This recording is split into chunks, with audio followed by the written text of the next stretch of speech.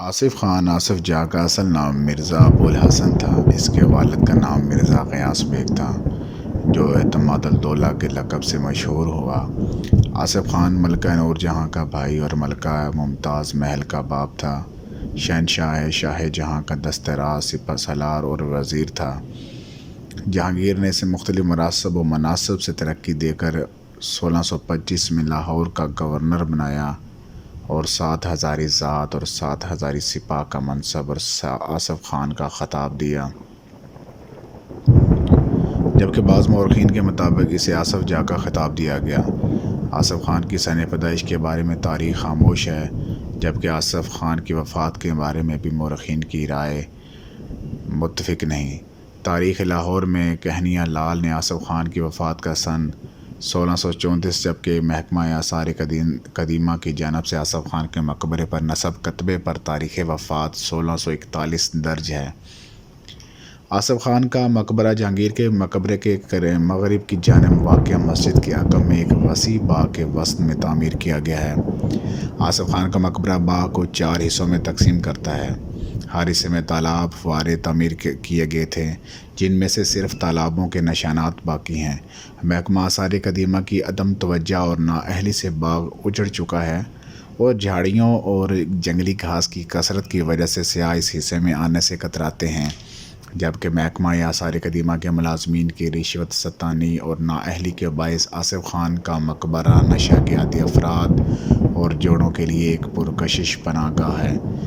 مقبرہ آصف خان کا مرکزی دروازہ مقبرہ جہانگیر سے چند گز کے فاصلے پر ہے، جبکہ محکمہ آثار قدیمہ نے نامعلوم وجوہات کی بنا پر اسے بند کر کے مقبرے کے اندر سے مقبرہ آصف خان کی طرف جانے والا ایک تنگ سا راستہ سیاحوں کی آمد و رفت کے لیے رکھا ہے۔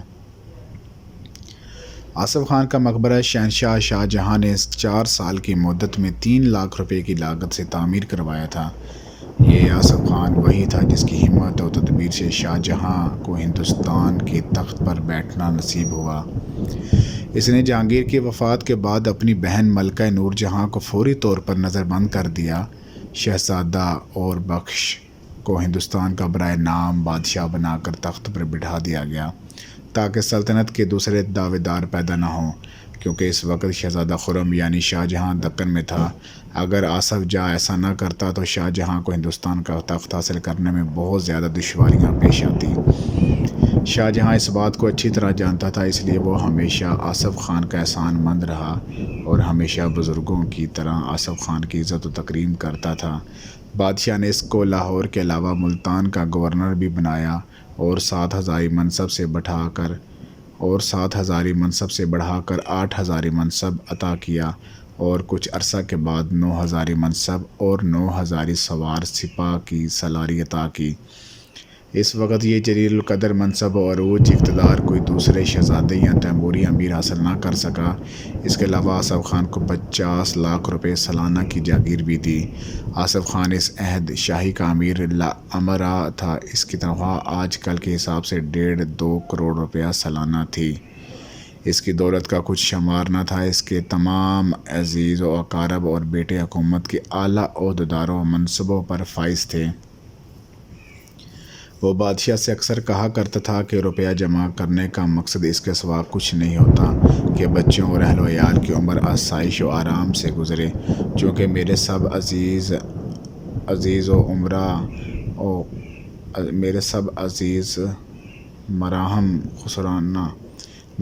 عزیز مراحم خسروانہ سے خوشحال ہیں، اس لیے میری تمام دولت اور جاگیر حضور ہی کی ہے۔ اس نے ایک وصیت نامے کے ذریعے اپنے سب مال و متاع بادشاہ پر نثار کر دیا۔ آصف خان اپنے باپ کے اعتماد الدولہ کی طرح ٹھوس علمی قابلیت کا مالک تھا، لیکن فن تعمیرات میں اسے خاص دلچسپی تھی۔ اس نے 20 لاکھ روپے کی لاگت سے ایک عالی شان حویلی لاہور کے میدان خاص میں تیار کرائی، جو آج حویلی آصف جاہ کے نام سے پوری دنیا میں مشہور ہے۔ یہ میدان خاص دہلی دروازہ کے باہر تھا، جو آج سرائے سلطان، لوہار بازار، لنڈا بازار اور شہید گنج واقع ہے۔ اس حویلی کے اندر مسجدیں، حمام، دفاتر، تالاب، حوض، فوارے، زنانہ و مردانہ محل تھے۔ آصف جاہ کے انتقال کے بعد یہ حویلی دار شکوہ کے حصے میں آئی اور وہ اس میں رہنے لگا۔ اس وجہ سے اس علاقے کو چوک دار شکوہ کہتے ہیں۔ آصف خان کی زندہ یادگاروں میں کشمیر کا نشاط باغ اپنی خوبصورتی کی وجہ سے آج بھی مشہور ہے۔ یہ باغ شالامار باغ کشمیر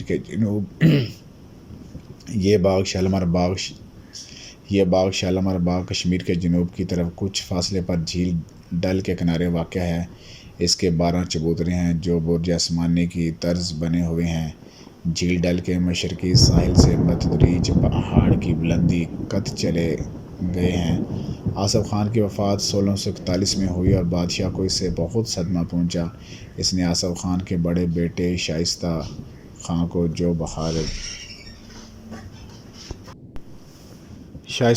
جو بہار کا گورنر تھا ماتمی خلعت اور فرمان تسلی بھیجا اور حکم دیا کہ آصف خان کو جہانگیر کے پہلو میں دفن کیا جائے۔ مقبرہ کے چاروں طرف ایک بلند 4 دیواری کے اندر ایک باغ بنایا جائے۔ اس کی تربت پر ایک ایسا عالی شان گنبد تعمیر کیا جائے جو اس کے نام کی طرح بلند ہو۔ چنانچہ 4 سال کی عرصہ میں 20 لاکھ کی لاگت سے مقبرہ آصف خان تعمیر ہوا۔ آصف خان کا مقبرہ لاہور کی ایک عظیم تاریخی عمارت ہے، لیکن انقلاب زمانہ سے اس کی صورت اتنی مسخ ہو چکی ہے کہ چند واقف حال لوگوں کے سوا اور کوئی بھی نہیں جانتا کہ اس کی تر و تازگی کا پہلے کیا عالم تھا اور اب کیا رہ گیا ہے۔ بنانے والوں نے اسے کس محبت اور دلسوزی سے بنایا اور سنوارا تھا، لیکن بگاڑنے والوں نے اسے کیسی بے دردی سے تاراج و پامال کر دیا ہے۔ آصف جاہ کا مقبرہ فرش سے گنبد تک سفید سنگ مرمر کا تھا۔ مقبرہ کے اندر کا فرش، باہر 8 پہلو چبوترا کا فرش، قبر کا تعویذ، حوضوں کے کنارے، یہاں تک کہ عالیشان دروازوں کی ڈیوڑی کا فرش بھی سنگ مرمر کا تھا۔ مقبرہ کے 8 دروازے اور 8 دہلیزیں اور باہر مرغولوں پر ہر جگہ سنگ سرخ اور سنگ اور اس کے علاوہ 2 رویہ کانسی کا کام تھا۔ مقبرہ میں سونے چاندی کی قندیلیں اور بیش قیمت فانوس تھے۔ قرآن پڑھنے والوں کے لیے ایک حافظ خانہ، ایک مطبخ خانہ اور چند دیگر مکانات تھے جن میں محافظ رہا کرتے تھے۔ جب پنجاب کی حکومت سکھوں کے قبضے میں آئی تو انہوں نے پتھر کے لالچ میں یہ تمام عمارتیں گرا دی اور سونے چاندی کا سامان لوٹ لیا۔ قبر کے تعویذ کو چھوڑ کر، جس پر باری تعالیٰ کے 99 نام اور قرآنی آیات کندہ تھیں، سنگ مرمر کا ایک ٹکڑا بھی اس پر نہ رہنے دیا۔ عمارت کو بالکل کھنڈر بنا دیا۔ اس کا سارا غرور خاک میں ملا دیا۔ اس کا سارا غرور خاک میں ملا دیا۔ مہاراجہ رنجیت سنگھ نے حضور باغ لاہور کی بارادری اور دربار صاحب امرتسر کی تعمیر کے وقت اس عالیشان عمارت کو نقصان پہنچایا۔ مقبرہ کے چاروں طرف ایک 8 پہلو نہر مقبرہ کے گرد چکر لگاتی تھی۔ 1880 میں گورنمنٹ پنجاب نے رائے بہادر کنہال لال ایگزیکٹو انجینئر کی زیر نگرانی اس مقبرہ کی کچھ مرمت کروائی، جس کے نتیجے میں یہ رعب وار اور پرشکوہ عمارت گرنے سے بچ گئی۔ اب تک حوادثات زمانہ کا مقابلہ کر رہی ہے۔ مغلوں کے دور میں تعمیر شدہ یہ عمارت بادشاہ اور رعایا دونوں کی نظروں میں اس شخص کی قدر و منزلت کی ایک علامت ہے جو آصف خان کی عظمت کی گواہی دیتی ہے۔ لیکن کمبخت یہ ہے کہ ہم اپنے تمام وراثت کو کھنڈر میں بدل رہے ہیں۔